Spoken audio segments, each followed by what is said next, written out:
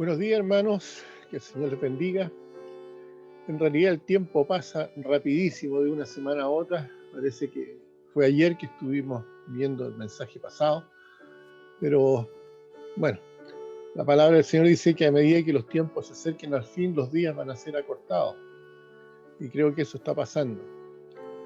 Pero espero que cada uno se encuentre bien, que el Señor esté bendiciendo a su familia, esté en ustedes con buena salud. Si hay alguien que ha estado enfermito, avísenos para seguir orando. Y bueno, estamos en las manos del Señor y debemos estar confiando en Él. Vamos a ir a la escuela dominical, vamos a estar en la lección 19b, que corresponde a Apocalipsis 14. Y bueno, sin más preámbulos, tengamos un momento de oración. Padre Santo, damos gracias, Señor, por esta nueva mañana que usted nos ha regalado. Gracias por estar con nosotros. Gracias porque podemos descansar en usted confiamos y usted siempre ha sido fiel, usted siempre ha estado preocupado de su pueblo. Solamente rogamos por aquellos que aún no le conocen, aún no conocen a Cristo como Señor y Salvador, que tengan la oportunidad de hacerlo. Y también pedimos en forma muy especial por nuestra patria, que usted, Señor, la bendiga, la proteja, ayude a sus hijos, Señor, y nos dé tiempo para compartir el Evangelio. Bendiga esta lección, Señor, porque lo pedimos en nombre de Cristo. Amén. En Apocalipsis capítulo 14 vamos a ver los versículos 12 y 13.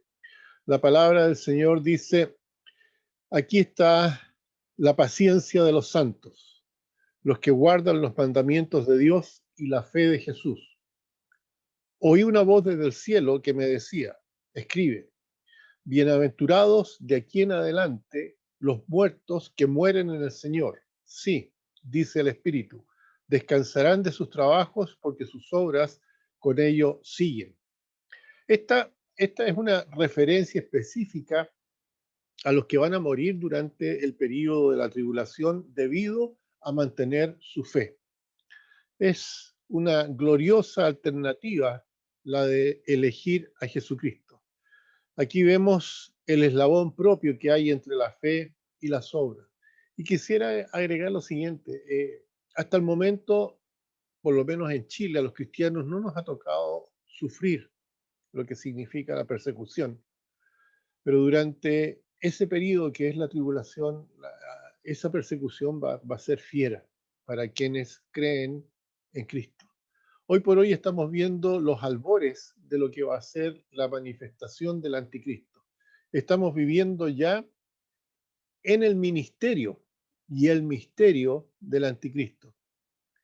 Esto no es algo que esté pasando solamente en Chile, sino que es algo que se está produciendo a nivel mundial. Así que si vemos nosotros cosas raras con respecto a lo que el mundo está pretendiendo hacer con los que creemos en Cristo, no nos extrañe, las cosas se van a ir poniendo cada vez peor. Vamos a pasar ahora a Apocalipsis capítulo 14, los versículos 14 al 20. La palabra del Señor dice así, versículo 14: miré y he aquí una nube blanca, y sobre la nube uno sentado semejante al Hijo del Hombre, que tenía en la cabeza una corona de oro y en la mano una hoz aguda.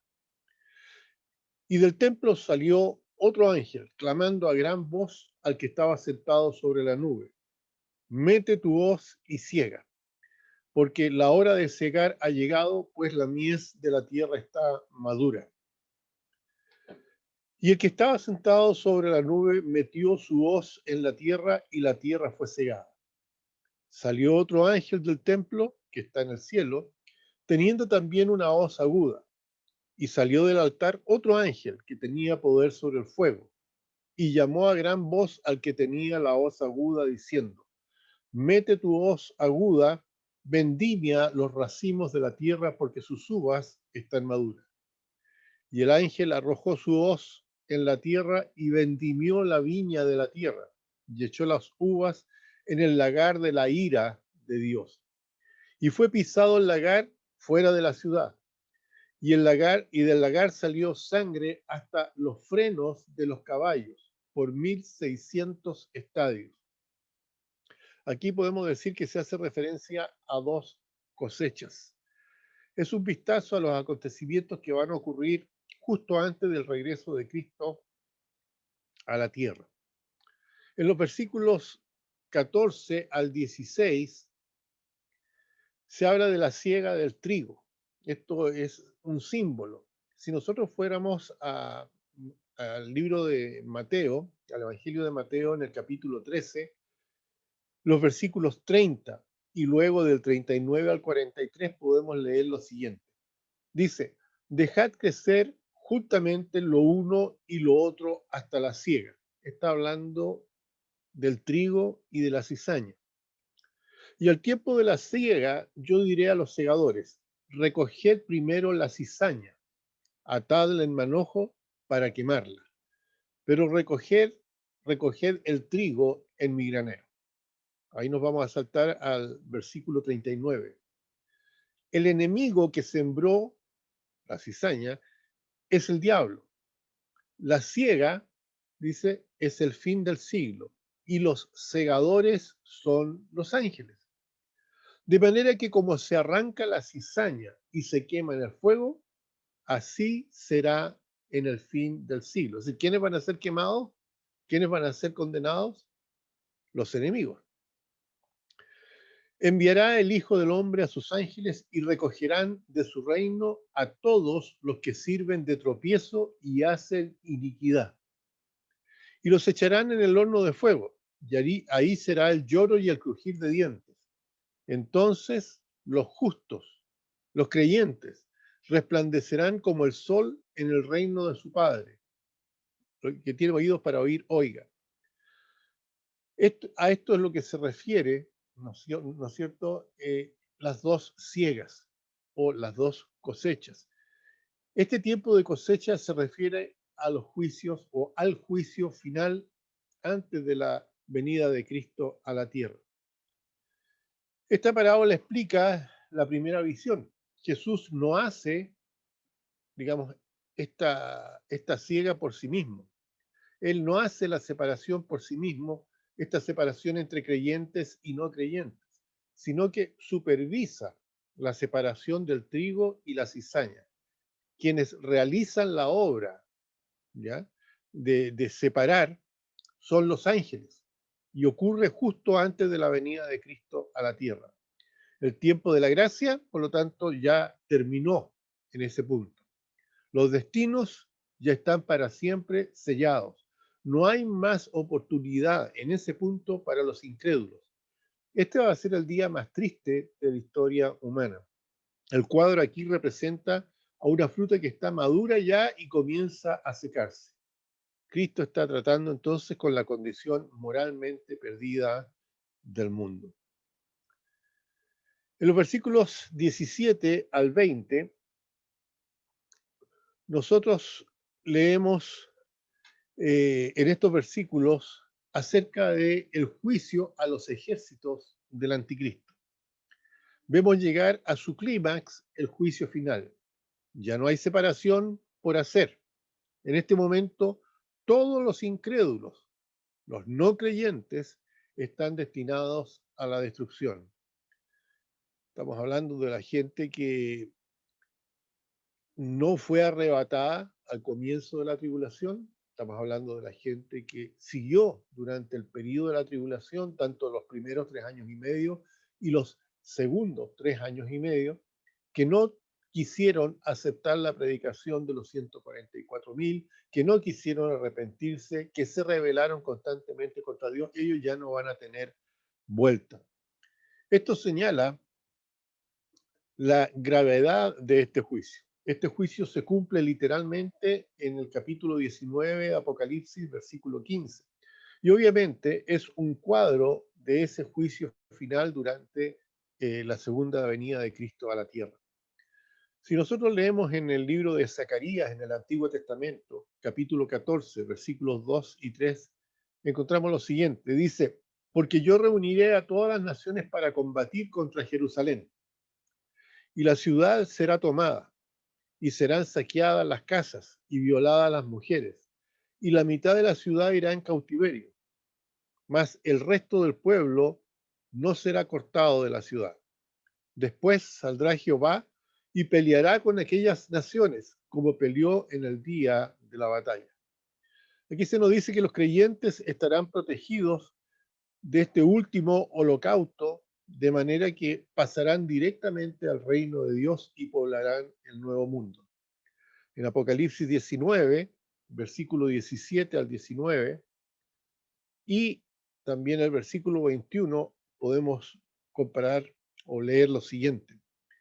Y vi un ángel que estaba de pie en el sol y clamó a gran voz, diciendo a todas las aves que vuelan en medio del cielo, venid y congregaos a la gran cena de Dios, para que comáis carnes de reyes y de capitanes, carnes de fuertes, carnes de caballo y de sus jinetes, carnes de todos, libres y esclavos, pequeños y grandes. Y vi a la bestia, a los reyes de la tierra y a sus ejércitos, reunidos para guerrear contra el que montaba el caballo y contra su ejército, es decir, el anticristo y todas sus huestes dispuestos a pelear en contra de Jesucristo y su ejército. Y dice el versículo 21, y los demás fueron muertos con la espada que salía de la boca del que montaba a caballo, y todas las aves se saciaron de las carnes de ellos. En Isaías capítulo 63, versículo 3 dice, he pisado yo solo el lagar, y de los pueblos nadie había conmigo. Los pisé con mi ira, y los hollé con mi furor, y su sangre salpicó mis vestidos, y manché todas mis ropas. La palabra del Señor ahí en Apocalipsis nos dice que quien monta este caballo, que es Jesucristo, ahí al final en el capítulo 19, dice que tiene sus ropas manchadas de sangre y se refiere justamente a esto que habla Isaías 63. Ahora, fíjense que todo esto ocurre en Israel, en los alrededores de Jerusalén. La tierra de Israel es pequeña. Fíjense que Israel tiene una distancia de 400 kilómetros de largo por solo 135 kilómetros de ancho. Si lo comparamos con Chile, es chiquísimo Israel. Y ahí ese va a ser el epicentro de todo esto que está ocurriendo. Literalmente, el capítulo 14 de Apocalipsis es un bosquejo, podríamos decir, del fin de esta edad en 7 divisiones. La primera, se nos habla de los 144.000 en Sion con Cristo, esperando el milenio. La segunda habla del testimonio a las naciones gentiles en todo el mundo. Luego se habla de las 2 caídas de Babilonia, los capítulos 17 y 18. Luego, el juicio sin remedio a este mundo y por toda la eternidad de los que escogen adorar a la bestia y aceptar la marca del anticristo. Esta decisión del hombre trae una consecuencia. Dios juzga justamente. Aquí no se invocarán ni se pueden invocar derechos humanos, porque el juez lo va a dictaminar y su juicio es justo. La bienaventuranza también es el quinto punto de este tiempo. Una bienaventuranza para los que mueren en el Señor como mártires. Las 2 fases de la cosecha también la vemos aquí. Y por último, el pago que van a recibir los inicuos. En resumen, lo que hemos visto es un vistazo abrumador, pero que da la seguridad del triunfo de nuestro Señor Jesucristo y la justicia de Dios sobre los malvados. Al final, Dios va a juzgar a cada ser humano. En el fondo, el estudio de Apocalipsis nos ayuda a nosotros recuperar fuerza, a animarnos. Claro, es,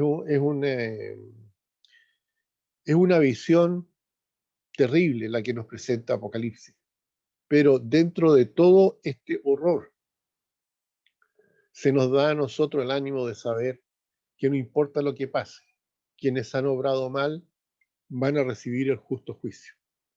Y el resto, quienes nunca se han soltado del Señor, quienes nunca han dado vuelta la espalda a Dios, aquellos que sirvieron a Dios con fidelidad, pase lo que pase, van a ser bienaventurados. La Biblia dice que no debemos nosotros temer perder la vida por Cristo, porque es mejor perder la vida por Cristo que darle la vuelta a la espalda al Señor para mantener la vida aceptando las indicaciones del enemigo. Se nos llama a no apostatar, se nos llama a mantener siempre nuestra fe puesta en lo que el Señor nos ha dicho en su palabra.